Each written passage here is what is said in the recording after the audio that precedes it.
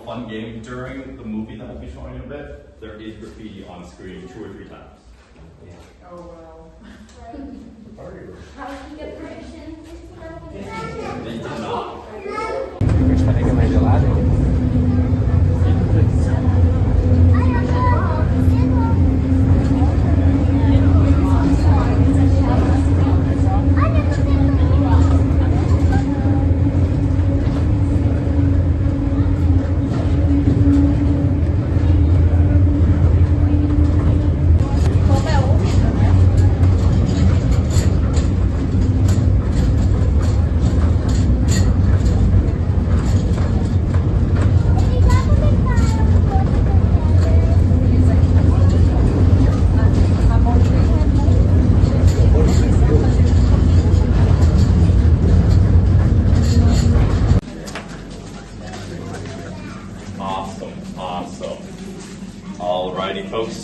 Take you out of that beautiful summer's day and bring you into this damp and cold tunnel, but this is a lot more accurate when we are speaking about Britannia Mines. Just one last note, and that is if anyone is ever uncomfortable and needs to leave for any reason, you are not held hostage here. You could always raise your hands, let me know how many of you want to exit the tunnel, and then just head down there towards the light. I'd also like to point out that from where we entered to that exit measures about 250 meters in length. But if you were to take all the tunnels that we dug down here for Britannia Mines and stick them end to end, it would equal over 240 kilometers. Wow. It's the distance from Vancouver to Seattle, and it is through these very tunnels that we became one of the largest mines in the world. And here at Britannia, we were famous for one reason, and one reason in particular, and it happens to be in front of you today. So, if y'all could take out your phones and get the flashlights out and shine them on these rocks. Can anyone tell me what we're looking at right here?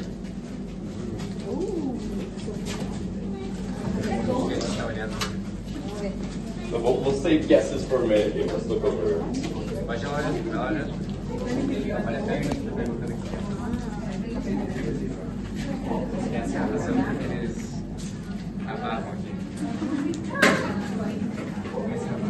Essa mãozinha.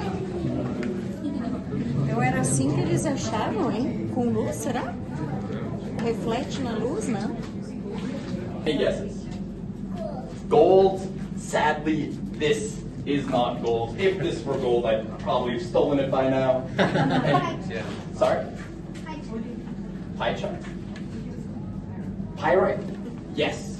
This is actually half pyrite, half copper.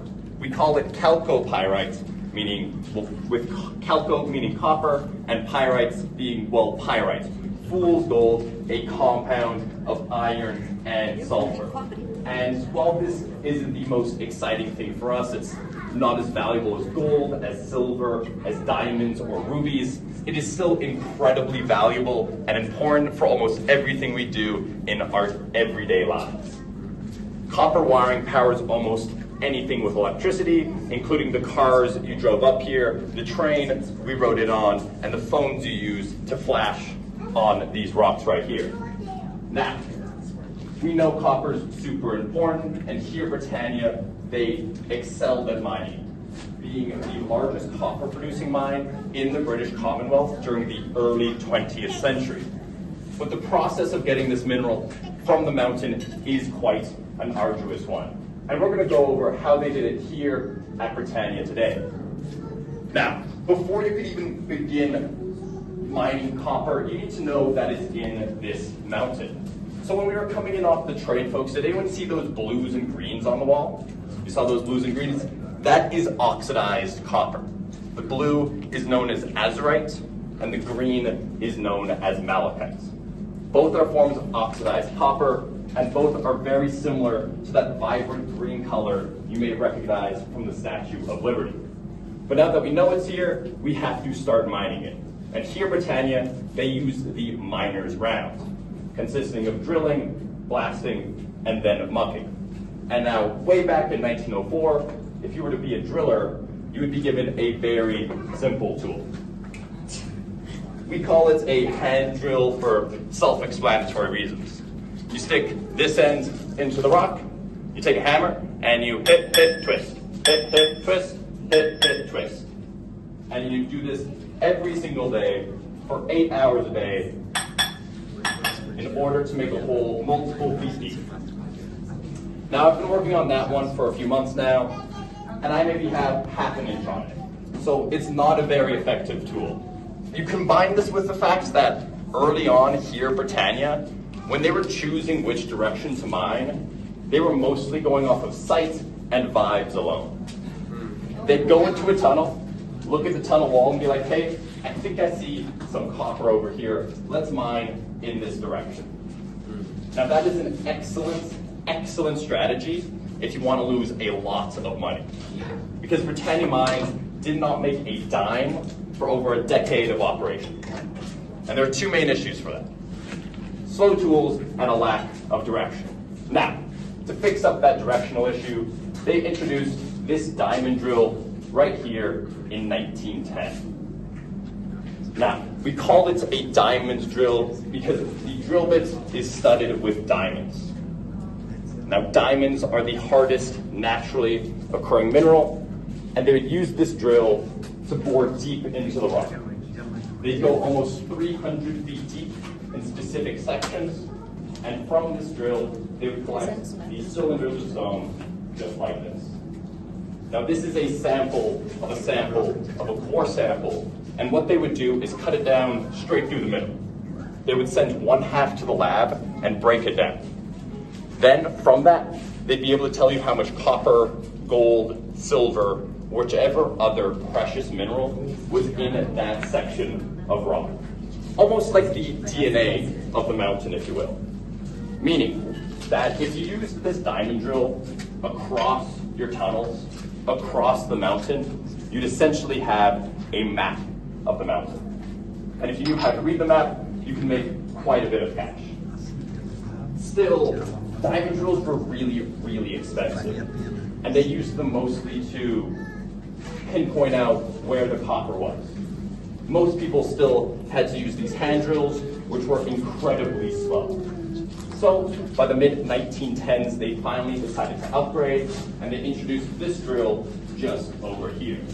Now, this is called a piston drill, and it weighs about 350 pounds. It requires almost 5 men to use, with one person holding up each leg, one on the hand crank, and one directing the drill bit.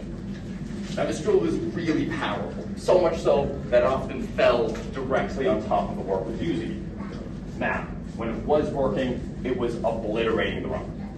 It was 10 times faster than the hand drill right there, which was excellent for the company. Not so great for the workers. You see, when you take a high-powered drill bit and you stick it right into stone, it creates a lot of dust. Now, the rocks in this mountain happen to be quite high in silica, the same stuff that makes up glass. And so when workers would use this, they'd breathe in this silica-filled glass and contract a condition called silicosis, inflaming the lungs, injuring many of them. And it's for that reason that no workers called this the piston drill, but they referred to it as the widowmaker. It was a very dangerous machine, and there weren't many protections against silicosis back in the day. Some people tried cloth masks. That didn't work. The company experimented with aluminum dust therapy, which, if you don't know what that is, it basically involved miners going into a chamber, breathing in aluminum dust for 10 minutes. They believed this to coat the lungs in a shield of sorts, and then they would go underground and use this machine. We now know that that does not work. You're simply breathing in more dust, but they thought it worked way back in the 1900s. Now, what did actually help was this drill right here, which they introduced during the 1930s. Now, this is called a jackleg drill, and its basic design is still used across many mines to this day. That's because it weighs about 100 pounds. You only need one person to use it, and it fixes that issue of silicosis by adding a hollow center into the drill bit. Through this, they pipe water, which captures all of the dust. So instead of breathing it in, you you'd be wearing it as a little mud bag. Now, my favorite thing about this drill right here is that it still works. But it is going to be the first loud noise of the tour. So folks, if we could please cover our ears, that'd be excellent. I'll give you a warning, of course. All right. You got the... Make sure you got those earplugs in. All right, I'll get over here, get it covered. Said blasting, and he is correct, because after drilling comes blasting. And down here at Britannia Mines, for blasting, we use dynamite. Now, I would love to demonstrate the usage of dynamite. However, it's not the safest idea, and my boss would not appreciate it. So folks, let's use a little bit of our imagination right here. All about 5 minutes or so to walk around, take photos, ask me any questions you may have, and then we're going to head down to those seats and watch a 15-minute film together.